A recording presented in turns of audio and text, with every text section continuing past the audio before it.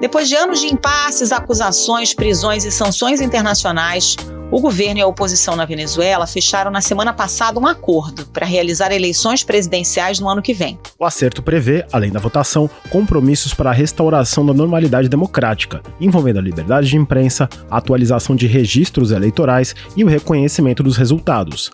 Em troca, a Venezuela garantiu a suspensão de algumas das sanções ocidentais aplicadas ao país. É a chance da Venezuela sair do buraco econômico. A economia cresceu no ano passado, mas a taxa de inflação foi uma das mais altas do continente, chegou a 300%. Uma pesquisa de 2021 da Universidade Andrés Bello apontou que mais de 90% da população vivia na pobreza. Mas alguns pontos são incertos. O texto não deixa claro se políticos inabilitados pela justiça poderão concorrer. É o caso dos oposicionistas Henrique Capriles e Maria Corina Machado. Existe a expectativa ainda pela libertação de presos políticos. Segundo estimativas, há quase 300 pessoas nessa situação. O Ao Ponto de hoje analisa o acordo político na Venezuela e quais as perspectivas para a eleição presidencial que deve acontecer no segundo semestre de 2024. Quem conversa com a gente é Marina Gonçalves, repórter da Editoria Mundo, e que conta ainda qual foi o papel do Brasil nessas conversas. Eu sou Carolina Moran. Eu sou o Felipe Barini. O Ao Ponto de 23 de outubro de 2023 começa agora. Vem com a gente.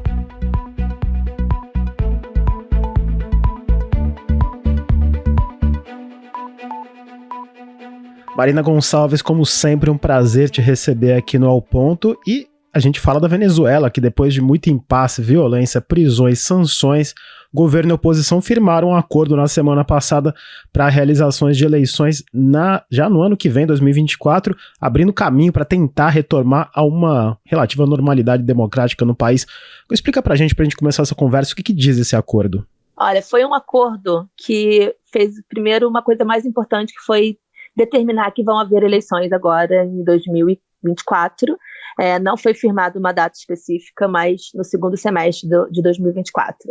Ou seja, esse foi o ponto principal. Mas outras coisas também foram importantes nesse acordo, que é a presença de observadores internacionais, incluindo a União Europeia, que era um ponto muito importante para a oposição.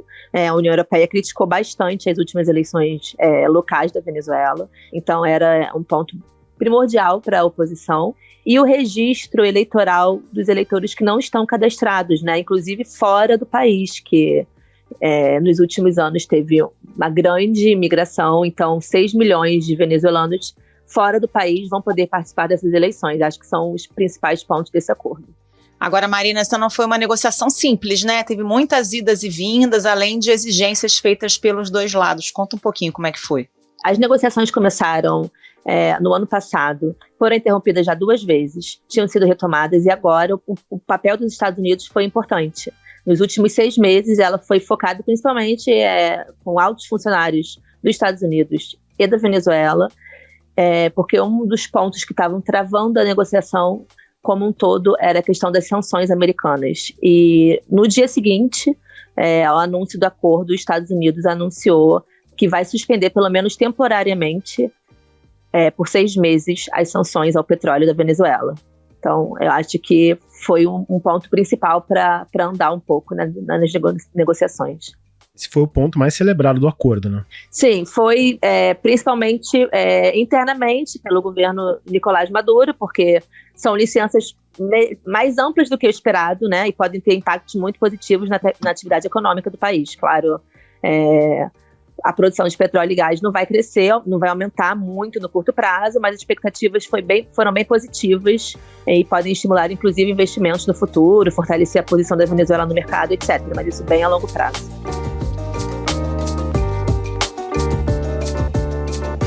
O Departamento do Tesouro americano avisou que está preparado para revogar essa licença se Maduro não cumprir as medidas do acordo, que para os Estados Unidos ajuda a restabelecer a democracia na região. Ou seja, se Maduro não se comportar, os Estados Unidos voltam atrás. Agora, por pelo menos 6 meses, a Venezuela tem a chance de sair desse buraco econômico em que está metida há mais de uma década, que piorou muito desde 2019, quando os Estados Unidos apertaram ainda mais as sanções, que é um dos principais motivos dessa crise. Marina, qual foi o papel do Brasil nessa negociação? No governo Jair Bolsonaro, havia uma oposição completa a qualquer contato com Caracas e o Juan Guaidó chegou a ser reconhecido como presidente interino legítimo. Houve uma virada de chave com o retorno do Lula ao Planalto, né? Tem o dedo do governo brasileiro nessa negociação? Sim, com certeza. Ao lado da Colômbia, o Brasil teve um papel central nesse acordo, né? Os dois governos mudaram. Também na Colômbia agora é um governo de esquerda do Gustavo Petro, e os dois países estão tendo um papel central nesse acordo. O Brasil enviou o representante, assessor para assuntos internacionais do Lula, que é o Celso Amorim. Um dia antes do anúncio do acordo, o próprio Lula falou no telefone com Maduro, trataram das eleições, fim das sanções, mas também propostas para a retomada do pagamento da dívida bilateral da Venezuela com o Brasil. Então, o governo brasileiro teve um papel primordial. Na semana passada, né, após o anúncio do acordo, o Celso Amorim falou que ainda não é para estourar champanhe, não é para comemorar, mas destacou que foi muito importante esse acordo. Então eu acho que o Brasil agora está jogando um papel muito ativo na busca de uma solução democrática na Venezuela, ao lado da Colômbia. Queria voltar um pouquinho e falar dos Estados Unidos. Para Washington também não deixa de ser uma boa notícia, né? Especialmente como em termos de fornecimento de petróleo, no momento que a Rússia não fornece mais petróleo para os Estados Unidos, está sob sanções, e o preço do barril parece que vai aumentar por causa do conflito no Oriente Médio, ou seja, uma fonte próxima de petróleo e relativamente mais segura. Sim, com certeza. Nos bastidores também isso foi muito importante para que o governo do Joe Biden retomasse a negociação. Inclusive, foi bem mais rápido do que esperado e bem maior do que o esperado, essa suspensão das sanções, mesmo que temporariamente. Então, todo o setor externo geopolítico foi primordial para que isso acontecesse. Os Estados Unidos retomaram rapidamente, altos funcionários dos Estados Unidos têm feito essas conversas com altos funcionários da Venezuela, então, sem dúvida nenhuma, foi um fator muito importante para que esse acordo acontecesse. 2 décadas atrás, a Venezuela era uma potência e produzia mais de 3 milhões de barris por dia. Mas o chavismo sucateou a estatal PDVSA, num misto de corrupção, falta de investimento e ocupação de cargos com homens de confiança do governo que não sabiam nada sobre a produção de petróleo. Com isso, e mais as sanções americanas à empresa, a produção caiu para pouco mais de 300 mil barris por dia. A entrada recente em operação da americana Chevron na Venezuela dobrou a produção, o que reforça o potencial do país, que tem uma das maiores reservas do produto no mundo.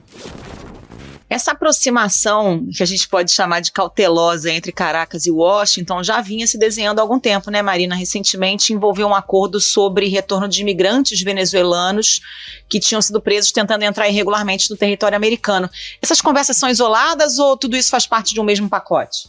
Não, faz parte de um mesmo pacote. Eu acho que são algumas das contrapartidas. A imigração é um tema super importante e grave na Venezuela, né? Nos últimos anos, o país perdeu 6 milhões de venezuelanos que deixaram o país. Então, tudo isso aconteceu como paulatinamente, né? Primeiro foi a questão da imigração, um acordo, depois esse acordo da suspensão das sanções temporárias. Então, tudo isso faz parte do mesmo pacote de aproximação que vem acontecendo nesse contexto geopolítico que a gente falou, dos Estados Unidos está precisando de petróleo e toda a questão geopolítica por trás disso.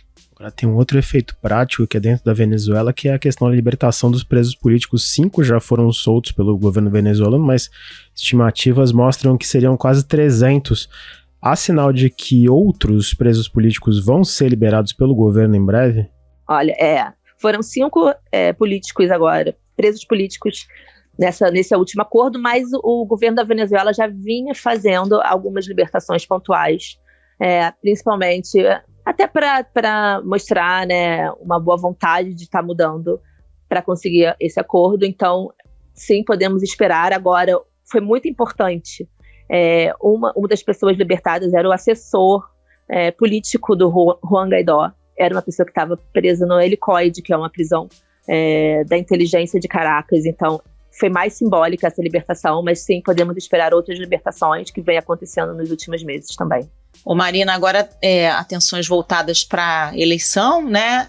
E tem alguns pontos que ainda estão nebulosos. Por exemplo, a possibilidade de participação de alguns opositores na disputa presidencial, pessoas que foram consideradas inabilitadas para disputar eleições, como a Maria Corina Machado e o Henrique Capriles. Tem alguma intenção dos negociadores e do próprio governo venezuelano de negociar isso posteriormente? Como é que vai ficar?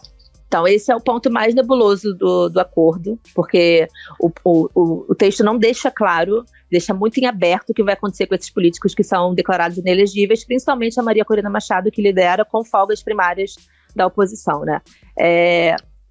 Os analistas com quem eu conversei não estão otimistas em relação a isso, principalmente em relação a Maria Corina Machado, que é mais radical, mais de extrema-direita, então acham que seria muito custoso para o governo Maduro levantar essa inabilitação da Maria Corina Machado. Então, como está em aberto, o texto não fala abertamente sobre o que vai acontecer com eles, os analistas não estão otimistas em relação a isso. Capriles já é mais moderado, já foi um candidato presidencial, visto pelo chavismo como um candidato bem mais moderado que a Maria Corina Machado, então existe uma probabilidade um pouco maior, mas ainda assim também não é tão provável. Então, não sou otimista em relação a que essas inabilitações sejam levantadas.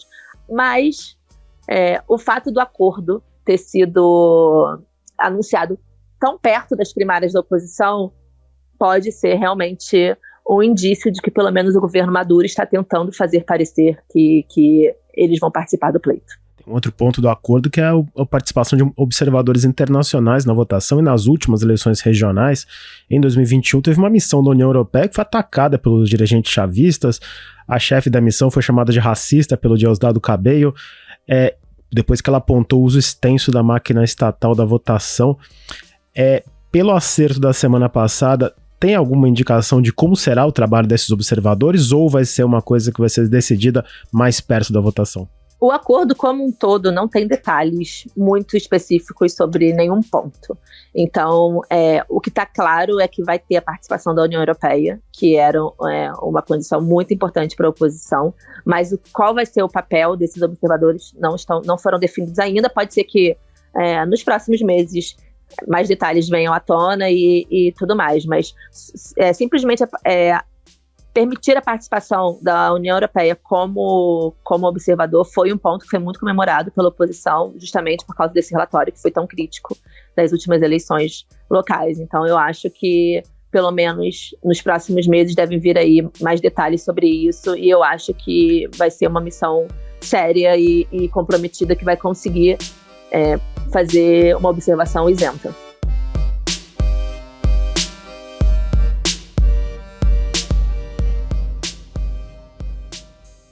No mês passado, um relatório da ONU apontou para um aumento nos ataques à oposição desde 2021 relacionados à eleição presidencial do ano que vem. Houve algum compromisso do governo Maduro sobre interromper a repressão? Não, esse é um ponto que pelo menos não foi divulgado. Talvez estejam nos bastidores das negociações, mas essa missão, esse relatório realmente mostrou que o governo tem recorrido a ameaças, vigilância, perseguição constante dos opositores e defensores de direitos humanos, e esse é um ponto muito crítico do governo, do regime de Maduro. Então não teve nenhuma indicação nesse acordo de que isso vai mudar, pelo menos não estava escrito ali o que vai ser feito em relação a isso. Esse relatório, inclusive, fala que esses ataques vêm acontecendo de maneira mais seletiva contra determinadas pessoas, lideranças sindicais, jornalistas, etc. Então, não está muito claro o que vai ser feito ainda. Eu acho que é um ponto que a gente tem que ficar muito atento. Marina, a gente está chegando quase ao final do podcast e a gente não mencionou um nome que, nos últimos anos, quando a gente falava em Venezuela, era uma figura automática em todas as matérias e debates e comentários, que é o de Juan Guaidó. Ele perdeu espaço nos últimos anos e ele é inabilitado para se candidatar. Ele já se manifestou sobre esse acordo da semana passada? Não, o Guaidó nos últimos meses está totalmente desacreditado, eu acho até que dentro da oposição, porque a estratégia dele foi mal vista ao longo do tempo. mesmo os países que inicialmente apoiaram ele como presidente interino, até os Estados Unidos já não, a União Europeia, pelo menos, já não veem ele com esse papel. Então, não existe nenhuma indicação que ele seja candidato. E eu acho que internamente também, mesmo entre a oposição, o Guaidó já não é um nome de relevância. Então, realmente foi uma tentativa fracassada de tentar tirar o Maduro do poder, essa via pelo Juan Guaidó, e eu acho que internamente também ajudou mais a dividir a oposição do que a unir a oposição. Então, o nome dele já não é mais tão visto. A extrema direita está sendo representada exclusivamente agora pela Maria Corina Machado, como se tivesse sido substituído o Juan Guaidó pelo nome dela, que é um nome antigo na política venezuelana, foi muito crítico ao governo do Chávez, mas também estava esquecido nos últimos anos, e ela voltou com muita força. Então eu acho que houve uma troca aí do Juan Guaidó, Maria Corina, e agora é ela que está representando essa ala mais radical da oposição. Ela tem 55 anos, nasceu em Caracas, na capital. Ela é de uma família conservadora e católica. A formação é engenheira industrial, professora e política, né? Ela foi deputada entre 2011 e 2014 e é o principal nome da oposição à presidência da Venezuela e está inelegível por 15 anos. Ela ficou muito conhecida, Otávio, Daniel, Flávia, por fazer essa oposição mais linha dura contra o então presidente Hugo Chávez. Recentemente se opôs tanto ao autoproclamado governo interino de Juan Guaidó quanto ao setor mais moderado da oposição, que queria derrotar o Maduro pela via eleitoral. Corina Machado foi uma das principais articuladoras das manifestações contra o governo de Maduro em 2014 e teve um mandato cassado. Marina, como é que o governo Maduro está falando desse acordo, hein? Pelo tom da imprensa estatal, que é de festejo e celebração, a gente pode esperar um Maduro tentando passar a imagem de que é um dirigente comprometido com a normalidade democrática, inclusive durante a campanha? O primeiro comentário do Maduro no Twitter, depois do acordo, foi dizendo que sempre foi feito um esforço muito importante no diálogo, desde os tempos do Chávez. Então, vamos ver o Maduro bem mais tentando passar essa imagem democrática nos próximos meses. Ele retweetou o post do Lula, quando o Lula comemorou o acordo. Então, assim, vamos ver. Ele falou também sobre uma convocação de uma Conferência Nacional pela Paz, Democracia e Diálogo na Venezuela, com todos os atores políticos, econômicos, culturais, etc., acadêmicos. Então, assim, ele está se mostrando, com esse discurso, pelo menos nas redes sociais, que ele está tentando se abrir a esse diálogo. Acho que vamos ver cada vez mais isso nos próximos meses. Marina, eu queria terminar essa nossa conversa pedindo sua opinião sobre um fato que até chama um pouco a atenção, cria uma certa curiosidade. Maduro, ele tem alguma chance dele usar esse acordo como uma forma de se reapresentar como um líder legítimo da Venezuela aos olhos do mundo? E você acha que se isso vai dar certo no final? Não, eu acho que não tem como isso acontecer agora. Eu acho que para que isso mude, teríamos que ter condições bem mais claras sobre como vai ser o processo eleitoral, bem mais claros sobre quem vão ser os candidatos, se a oposição de fato vai poder participar com todos os seus candidatos. Então eu acho que ainda é um caminho muito longo pela frente, foi só o primeiro passo de um caminho muito longo. Eu acho que temos que esperar, mas eu não acho isso possível, pelo menos não agora, a curto prazo.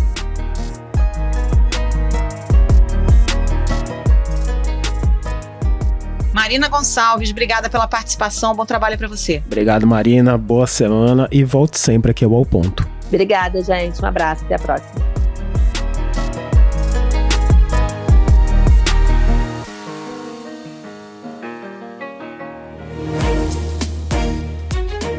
Esse foi o Ao Ponto de hoje, o podcast diário da redação do Globo. Nessa conversa a gente conta com a participação de toda a equipe do jornal, as mesmas pessoas que levam até você informação e análise de qualidade todos os dias.